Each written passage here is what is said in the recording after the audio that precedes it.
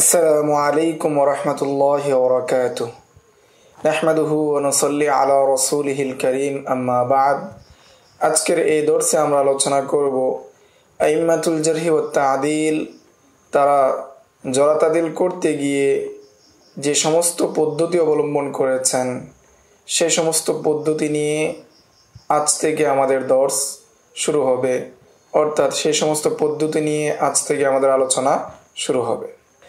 মাসলাকু আইম্মাতিল জারহি ওয়াত তা'দীল, জরা তাদিলের ইমামগণের পথ এবং পদ্ধতি। সালাকা আইম্মাতুল জারহি ওয়াত তা'দীল মানহাজাইন ফিদ দালালাতি আলা জারহির রুয়াত ওয়া তাওসীকিহিম হুমা। আইম্মাতুল জারহি ওয়াত তা'দীল রাবীদেরকে জরা এবং তা'দীল করতে গিয়ে তারা দুটি পদ্ধতি অবলম্বন করেছেন, যে পদ্ধতিগুলো রাবীর জরা এবং তা'দীলের উপর দালালত করে। নাম্বার 1 আল আলফাজ, নাম্বার 2 আল হারাকাত। প্রথমটি হলো শব্দের মাধ্যমে এবং দ্বিতীয়টি হলো ইশারা ইঙ্গিতের মাধ্যমে। এখন আমরা প্রথমটি নিয়ে আলোচনা করব। আউয়ালান আল আলফাজ, অর্থাৎ শব্দের মাধ্যমে, লফজের মাধ্যমে যে জরা এবং তা'দীল করা হয়েছে সেই বিষয় নিয়ে আমরা আলোচনা করব। আলফাজুল জারহি ওয়াত তা'দীল মিনহা আলফাজুন মাশহুরাতুন মুতাদাওয়ালাতুন কাসীরাতুল ইস্তিমাল। জরা তা'দীলের যে সমস্ত শব্দ রয়েছে তার মধ্যে প্রসিদ্ধ কিছু শব্দ রয়েছে যেগুলোর ব্যবহার অধিক। ওয়া মিনহা মা হুয়া কলিলাতুল উরুদ, এবং তন্মধ্যে কিছু শব্দ রয়েছে যেগুলো কম ব্যবহার হয়। ফাল আলফাজুল মুতাদাওয়ালাতু মুকসিরাতুন, ফলে যে সমস্ত শব্দ বেশি ব্যবহার হয় তন্মধ্যে মিনহা মা হুয়া ইস্তিলাহুন আমুন, তার মধ্যে কিছু শব্দ রয়েছে যেগুলো আমভাবে ব্যবহার হয়। ওয়া মিনহা মা হুয়া মুস্তালাহান খাসাতান বিবাদিল আইম্মা, এবং তার মধ্যে কতক শব্দ রয়েছে যেগুলো বিশেষ কতক আইম্মার বা বিশেষ কতক ইমামের নিজস্ব পরিভাষা, নিজস্ব ইস্তিলাহ, সেগুলোও ব্যবহার হয়। ফামিনাল মুস্তালাহাতিল আম্মাতি ফিত তাওসীক বিল আলফাজ, এখন আমরা সেগুলো নিয়ে আলোচনা করব যে সমস্ত শব্দ আমভাবে রাবীকে তাওসীক করে। 1 নম্বর সিকাতুন। সিকাতুন এর অর্থ হলো হুয়াল আদলু যাবিতু। সিকা দ্বারা উদ্দেশ্য হলো যে রাবী আদেল এবং যাবিত। হাদা হুয়াল ইতলাকুল মাশহুর, এই শব্দের মাধ্যমে ব্যবহার হয়, অর্থাৎ সিকা যখন বলা হয় তখন এ দ্বারা আদেল এবং যাবিত উদ্দেশ্য হয়, এছাড়া অন্য অর্থ প্রসিদ্ধ অর্থে ব্যবহার হয় না। কদ তুতলাকু আলা গায়রি হাদাল মানা, এই অর্থ ব্যতীত অন্য অর্থেও ব্যবহার হয়। নাম্বার 1 কদ ইউতলিকুনা আল ওয়াসফা সিকাতি আলা মান কানা মাকবুলুন ওয়ালাউ লাম ইয়াকুন যাবিতান। কখনো সিকা শব্দটি মাকবুল রাবীর ক্ষেত্রে ব্যবহার হয় যদিও সেই রাবী যাবিত না হয়, অর্থাৎ তার প্রখর স্মৃতিশক্তির অধিকারী নয়, তিনি যদি প্রখর স্মৃতিশক্তির অধিকারী না হন তারপরেও ওই রাবীর ক্ষেত্রে সিকা শব্দ ব্যবহার হয়, তবে সেটা পরিভাষাগত দিক থেকে নয়। দ্বিতীয়, কদ ইউরাদু বিহা ইস্তিকামাতু মা বালাগাল মুআসসিক মিন হাদিসির রাবী লাল হুকমু লির-রাবী নাফসিহি বিআন্নাহু ফি নাফসিহি বিতিলকাল মানজিলা। কখনো এ দ্বারা উদ্দেশ্য হয় হাদিসের উপর হুকুম লাগানো। হাদিসের ক্ষেত্রে বলা সিকা, যখন মুআসসিকের নিকট রাবীর বর্ণাকারী যে হাদিস, এই হাদিস যখন মুআসসিকের নিকট পৌঁছে, তাওসীককারীর নিকট পৌঁছে, তখন তিনি সেই হাদিসকে সিকা বলেন। এই সিকা দ্বারা তিনি রাবীকে অথবা নিজেকে সিকা বলতে চাননি বা সিকা বলার উদ্দেশ্য করেন না, বরং তিনি তো তার যে আপন যে স্থান রয়েছে সেই স্থানেই থাকবেন, তবে এ দ্বারা তিনি হাদিসকে বুঝিয়ে থাকেন যে হাদিসটি সিকা বা হাদিসটি সঠিকভাবে বর্ণিত হয়েছে। 2 নম্বর শব্দ সিকাতুন। সিকাতুন এই শব্দের বিষয়ে ক্বালা সাখাবী, ইমাম সাখাবী বলেন, আত-তা'কিদুল হাসিলু বিত-তাকরারি ফীহি জিয়াদাতুন আলাল কালামিল খালি মিনহু। ইমাম সাখাবী বলেন যে সিকাতুন সিকাতুন বলার দ্বারা উদ্দেশ্য হলো যে তাকিদ করা, অর্থাৎ সাকাকে আরো গুরুত্ব দেওয়া, ফলে সেটার ক্ষেত্রে অধিক তাকিদ আসবে। যেই জায়গার মধ্যে শুধু সাকা বলা হয়েছে সেই সাকা থেকে যেই সাকার মধ্যে দুইবার বলা হয়েছে, তাকরার করা হয়েছে, সেই সাকার গুরুত্ব বেশি হবে। বা সিকাতুন সিকাতুন বলে যে রাবির উপর হুকুম দেওয়া হয়েছে তাকে বেশি সাকা হিসাবে গণ্য করা হবে। وعلى هذا فما رد على مرتين مثلا يكون اعلى منها। এর উপর ভিত্তি করে যে জায়গায় দুইবার বলা হয়েছে সেটা উচ্চ স্তরের সাকা হিসেবে গণ্য হবে। উদাহরণস্বরূপ কাকৌলি ইবনে সাদ ফি শুবা, যেমন ইবনে সাদ শুবা ইমাম শুবার বিষয়ে বলেন, সিকাতুন মা'মুনুন সাবতুন হুজ্জাতুন সাহিবু হাদিসিন। ইমাম শুবার বিষয়ে তিনি কয়েকটি শব্দ ব্যবহার করেছেন, সাকা শব্দ ব্যবহার করেছেন, মামুন শব্দ ব্যবহার করেছেন, মামুন শব্দ ব্যবহার করেছেন, সাবতুন, হুজ্জাতুন, সাহিবু হাদিস, অনেকগুলো শব্দ ব্যবহারের মাধ্যমে তিনি তাকে তাওসিফ করেছেন। ওয়া আকসারু মা ওয়াকাফনা আলাইহি মিন যালিকা কওল ইবনে উয়াইনা। আর এই বিষয়ে অর্থাৎ একাধিক শব্দের মাধ্যমে সাকাকে তাকিদ করা, এই বিষয়টা বেশি বোঝা যায় ইবনে উয়াইনা এর কওল থেকে।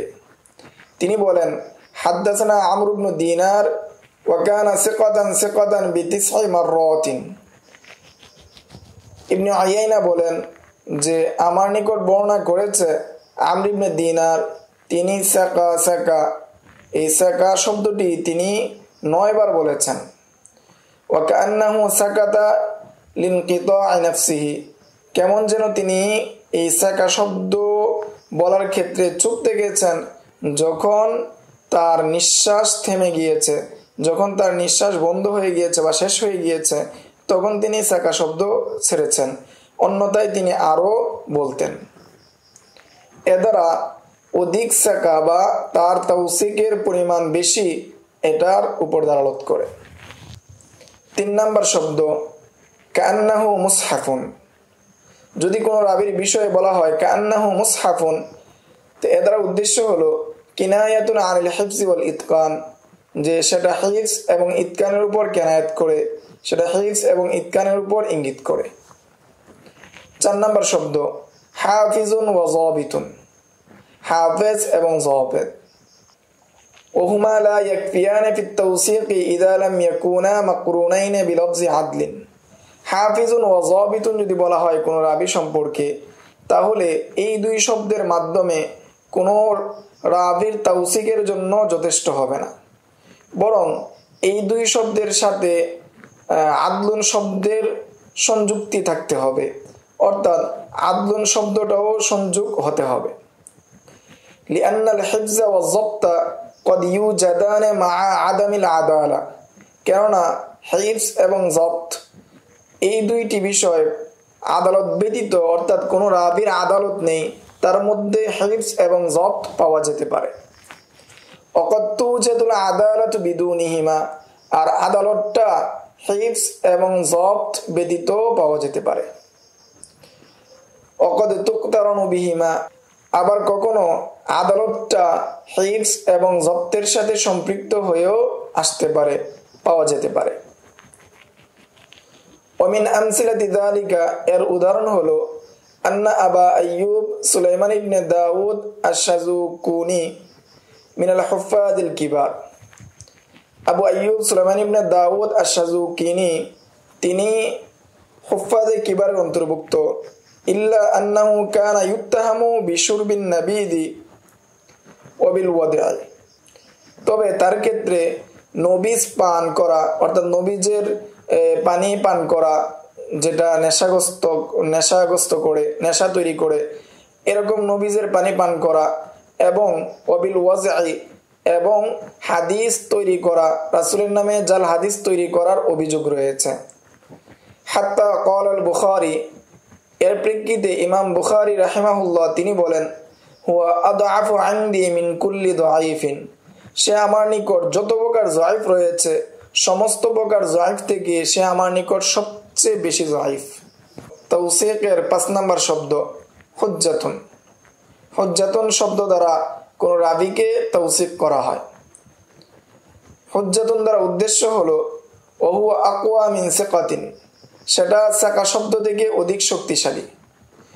ওমিম্মা ইয়াদুল্লু আলা যালিকা, এর উপর দালালত করে প্রথম উদাহরণ হলো আন্নাল আজিরি সাআলা আবা দাউদ আন সুলাইমান ইবনে বিনতে শুরাহবিল। আজরি ইমাম আবু দাউদকে জিজ্ঞাসা করলেন সুলাইমান বিনতে শুরাহবিল সম্পর্কে, অর্থাৎ সুলাইমান সম্পর্কে জিজ্ঞাসা করলেন। ফাকালা, এর প্রেক্ষিতে ইমাম আবু দাউদ বললেন সিকাতুন ইয়াখতিউ কামা ইয়াখতিউন নাস, যে তিনি সাকা, তবে তিনি ভুল করেন যেমনটা সাধারণ মানুষ ভুল করে থাকে। ক্বালাল আজরি, তখন আজরি বললেন কুলতু হুয়া হুজ্জাতুন, সে কি হুজ্জত নয়? এর প্রেক্ষিতে ফাকালা, ইমাম আবু দাউদ বললেন আল হুজ্জাতু আহমদ ইবনে হাম্বল, যে হুজ্জত পর্যায়ের রাবী হলেন ইমাম আহমদ ইবনে হাম্বল। সুলাইমান ইবনে বিনতে শুরাহবিল তিনি হুজ্জত পর্যায়ের রাবী নন। এর মাধ্যমে বোঝা যাচ্ছে, এই উদাহরণ থেকে বোঝা যাচ্ছে যে হুজ্জত যে শব্দ রয়েছে, তাওসীকের যে শব্দ রয়েছে, সেই শব্দটি সাকা যে শব্দ রয়েছে, সাকার মাধ্যমে যে রাবীকে তাওসীক করা হয় সেটার থেকেও শক্তিশালী। 2 নম্বর উদাহরণ কওলু উসমান ইবনে আবি শাইবা ফি আহমদ ইবনে আব্দুল্লাহ ইবনে ইউনুস, যেমন উসমান ইবনে আবি শাইবা এর কওল আহমদ ইবনে আব্দুল্লাহ ইবনে ইউনুসের ব্যাপারে তিনি বলেন সিকাতুন ওয়া লাইসা বিহুজ্জাতিন, আহমদ ইবনে আব্দুল্লাহ ইবনে ইউনুস তিনি একজন সাকা রাবী, তবে তিনি হুজ্জত পর্যায়ের রাবী নন। 3য় উদাহরণ কওল ইবনে মুআইন ফি মুহাম্মদ ইবনে ইসহাক, ইমাম ইবনে মুআইন মুহাম্মদ ইবনে ইসহাকের বিষয়ে তিনি বলেন সিকাতুন ওয়া লাইসা বিহুজ্জাতিন, যে মুহাম্মদ ইবনে ইসহাক তিনি সাকা রাবী, তবে তিনি হুজ্জত নন। এই 3টি উদাহরণের মাধ্যমে আমরা বুঝতে পারি যে সাকার চেয়ে হুজ্জত শব্দটি তাআদিলের ক্ষেত্রে শক্তিশালী। 4 নম্বর শব্দ সাদুকুন। উসিবা বিসিদকি আলা তরিকিল মুবালাগা, যে সাদুক শব্দ দ্বারা কোন রাবীকে যখন গুণান্বিত করা হয়, কোন রাবীকে তাওসীক করা হয়, এর দ্বারা উদ্দেশ্য হলো তার সত্যবাদিতার মুবালাগাত করা, তার দিনদারিতার মুবালাগাত করা। ওহুয়া দুআ সাকাতি, তবে তিনি সাকার পর্যায়ে নন, অর্থাৎ তিনি সাকা রাবী নন। ক্বালা ইবনে সালাহ, ইমাম ইবনে সালাহ রাহিমাহুল্লাহ তিনি বলেন মাশহুরুন আন আব্দুর রহমান বিন মাহদি আল কুদওয়াতু ফি হাযা আশ-শান আন্নাহু হাদাসা, এই বিষয়ে অর্থাৎ সাদুকুন শব্দের ক্ষেত্রে যখন আমরা উদাহরণ দিব, সেই উদাহরণের প্রেক্ষিতে প্রসিদ্ধ কৌল বা প্রসিদ্ধ বিষয় হচ্ছে আব্দুর রহমান ইবনে মাহদি থেকে, তিনি হলেন আমাদের এই বিষয়ের উদাহরণের ক্ষেত্রে আদর্শের পর্যায়ে। আন্নাহু হাদাসা, তিনি বর্ণনা করেন, ফাকালা, এবং বলেন হাদাসানা আবু খালদাতা ফাকিল লাহু আকানা সিকাতান, যে তিনি বর্ণনা করেন যে আমার নিকট এই হাদিসটি বর্ণনা করেছেন আবু খালদা। এরপর তাকে জিজ্ঞাসা করা হলো যে তিনি কি সাকা নন? ফাকালা, এর প্রেক্ষিতে ইবনে মাহদি বলেন কানা সাদুকান ওয়া কানা মা'মুনান ওয়া কানা খিয়ারান, যে তিনি সাদুক এবং মা'মুন এবং খিয়ার। আর as-সিকাতু শু'বা ওয়া সুফিয়ান, আর সাকা রাবী হলেন ইমাম শু'বা এবং সুফিয়ান। তবে আবু খালদা যিনি রয়েছেন তিনি সাকা রাবী নন, তিনি সাদুক রাবী। এ থেকে বোঝা যায় যে সাদুক যে শব্দটা রয়েছে সেটা সাকার যেই ইসতিলাহ, সেই ইসতিলাহ থেকে নিম্ন স্তরের, অর্থাৎ তাদিলের নিম্ন স্তরের। ফাওয়াসাবা ইবনু মাহদি আবা খালদাতা বিমা ইয়াক্তাজিল কুবুল সুম্মা যাকারা আন্না হাযা লাফজ সিকা ইকালু লিমিসলি শু'বা ওয়া সুফিয়ান। ইমাম আব্দুর রহমান ইবনে মাহদি তিনি আবা খালদাকে কবুল পর্যায়ে তাওসীক করেছেন। এরপর তিনি উল্লেখ করেছেন যে সাকা শব্দ দ্বারা তাওসীক করা যায় ইমাম শু'বা এবং সুফিয়ান এর মতো ব্যক্তিদেরকে। 7 নম্বর উদাহরণ হলো মাহাল্লুহু as-sidq, যে তার স্থান হলো সিদ, অর্থাৎ এই শব্দের মাধ্যমে তাওসিক করা। লফজুন ইয়াদুল্লু আলা সাহিবিহি মাহাল্লুহু ওয়া মারতাবাতুহু মুতলাকুস সিদ, যে এই শব্দের আদালত করে যে ব্যক্তি সম্পর্কে এই শব্দের মাধ্যমে তাওসিক করা হচ্ছে সেই ব্যক্তির স্থান এবং মর্তবা হলো সিদকের মুতলাক অবস্থা, অর্থাৎ সাধারণভাবে তিনি সিদকের পর্যায়ে রয়েছেন। 8 নম্বর শব্দ মুকারিবুল হাদিস। মুকারিবুল হাদিস দ্বারা উদ্দেশ্য হলো মুকারিবুন শব্দটি ইসমে ফাইল, আই হাদিসুহু মুকারিবুন লি হাদিসি গায়রিহি মিনাস সিকাত, অর্থাৎ তার হাদিস সেটা সিকারাবি যারা রয়েছে সেই সিকারাবিদের হাদিসের কাছাকাছি। অথবা মুকারাবুন ইসমে মাফউল হিসাবে বিল ফাতহি ইসমু মাফউলিন, আই হাদিসুহু ইউকারিবুহু হাদিসু গায়রিহি, অর্থাৎ তার হাদিস অন্যের হাদিসের কাছাকাছি, অর্থাৎ অন্য সিকারাবির কাছাকাছি। মা'নাহুমা ওয়াহিদুন, ইয়ানি আন্না হাদিসাহু লাইসা বিশাযিন ওয়ালা মুনকারিন, উভয়টির অর্থ অর্থাৎ মুকারিবুন এবং মুকারাবুন উভয়টির অর্থ এক, যে হাদিস শায নয় মুনকার নয়। বাল হাদিসুহু ওয়াসতুন ইলা দারাজাতিস সুকুতি ওয়াল জালালাতি, বরং এই হাদিস হলো মধ্যম স্তরের সুকুত এবং জালালতের, অর্থাৎ যে হাদিসকে ছেড়েও দেওয়া হচ্ছে না অথবা সর্বোচ্চ পর্যায়েও না, এর মাঝামাঝি স্তরের। ওহুয়া নাওউ মাদহিন, অর্থাৎ মুকারিবুল হাদিস বা মুকারাবুল হাদিস উভয় শব্দটি একটা মদার অন্তর্ভুক্ত, অর্থাৎ এর মাধ্যমে কোনো রাবীকে প্রশংসা করা হয়, তাআদিল করা হয়। 9 নম্বর শব্দ সাবতুন বিসুকুনিল মুআহহাদা, যে সাবতুন শব্দের মাধ্যমে তাওসিক করা, তাআদিল করা। এর উদ্দেশ্য হলো আস-সাবিতুল কলবি ওয়াল লিসানি ওয়াল কিতাবাতি ওয়াল হুজ্জা, এর উদ্দেশ্য হলো যে তার কলব হাদিস বর্ণনার ক্ষেত্রে সুদৃঢ় এবং জবানও সুদৃঢ় এবং লেখাও তার মুস্তাকিম এবং তিনি হুজ্জত পর্যায়ের। 10 নম্বর শব্দ লা বা'সা বিহি এবং লাইসা বিহি বা'সুন, লফজানে ফি মারতাবাতিস সুদুকি, ওই উভয় শব্দটি সুদুকের যে স্তর রয়েছে, তাআদিলের ক্ষেত্রে সুদুকের যে স্তর রয়েছে সেই স্তরের অন্তর্ভুক্ত। কওলুহুম ফুলানুন লা আ'লামু বিহি বা'সান, তবে কোনো ইমামের কৌল যে অমুক ব্যক্তি তার সম্পর্কে আমি কোনো সমস্যা জানি না, এমন বলা, আই মা আ'লামু বিহি বা'সান এরূপ বলা, ওয়া আরজু আন্নাহু লা বা'সা বিহি অনুরূপ বলা, দুনা কওলিহিম লা বা'সা বিহি, সেটার স্তর লা বা'সা বিহির যে স্তর রয়েছে সেই স্তরে নয়, অর্থাৎ লা বা'সা বিহির স্তর থেকে নিম্ন স্তরের হলো ফুলানুন লা আ'লামু বিহি বা'সান। 11 নম্বর শব্দ সালিহুন ওয়া সালিহুল হাদিস, যে সালিহুন এবং সালিহুল হাদিস। যাকরা ইবনে হাজার আন্না আদাতুল আইম্মাতি ইতলাকুস সালাহিয়াতি হাইসু ইউরিদুনা বিহা দিয়ানা, যে সালিহুন যে শব্দটা রয়েছে এই বিষয়ে ইবনে হাজার আসকালানী রাহিমাহুল্লাহ তিনি বলেন যে ইমামদের সাধারণ রীতি হলো তারা সালিহুন বলে উদ্দেশ্য নেন যে একজন সাধারণ মানুষের দিয়ানতদারি, তাদের দিনদারিতা উদ্দেশ্য নেন। ওয়া আম্মা হাইসু উরিদা বিহা সালাহিয়াতু ফিল হাদিসি ফায়ুকাইয়িদুনাহা বিহি, আর যদি মুহাদ্দিসগণ সেটা দ্বারা হাদিসের যোগ্যতা উদ্দেশ্য নেন, হাদিসের গ্রহণযোগ্যতা উদ্দেশ্য নেন, তখন এর ক্ষেত্রে তারা কয়েদ করে নেন, তখন বলেন সালিহুল হাদিস, শুধু সালেহ বলেন না। 12 নম্বর শব্দ হলো ইলা সিদকি মা হুয়া, যে ইলা সিদকি মা হুয়া দ্বারা একজন রাবীকে তাওসিক করা হয়, আই আন্নাহু লাইসা বিবাঈদিন আনিস সিদকি, এর উদ্দেশ্য হলো তিনি সত্য থেকে দূরে নয়, অর্থাৎ সত্যবাদিতা থেকে দূরে নন। 13 নম্বর শব্দ শাইখুন, শাইখুন শব্দের মাধ্যমে একজন রাবীকে তাওসিক করা হয়।